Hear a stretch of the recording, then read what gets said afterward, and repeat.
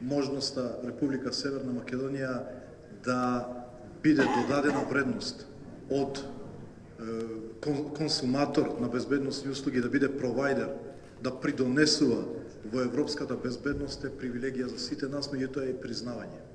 Не случајно помина толку лесно нашата кандидатура, со консензус од 57 земји учеснички на Министерскиот совет во Тирана, како признавање на успесите на една држава која што ги постигна своите стратешки цели и постигна еден уникатен модел на развој на државата. И тоа во еден тежок регионален контекст, во едно тешко соседство, во една комплицирана внатрешна композиција.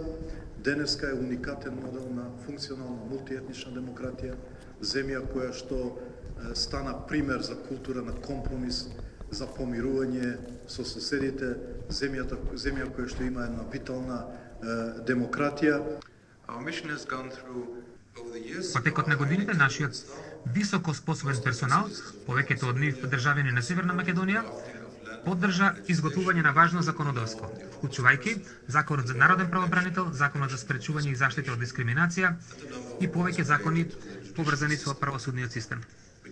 Денес продолжуваме со оваа работа, поддржувајќи го изготвувањето на новиот кривичен законник и Законот за кривична постапка. Се разбира, како што знаеме, носењето закони често е полесно од нивното спроведување. Со текот на годините, нашата мисија вложи големи напори во обука на клучните чинители за спроведување на овие и други важни закони, создадени да го подобрат животот на граѓаните на Северна Македонија.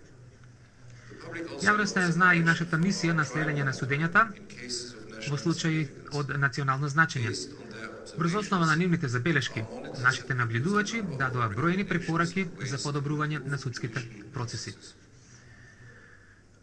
Иако се е добро позната во земјата по наблюдување на изборите, таа работа главно ја вршат нашите колеги од ОДИХР во Варшава. Сепак, нашата мисија поддржа и подобро спроведување на изборите преку нашата работа со Државната изборна комисија.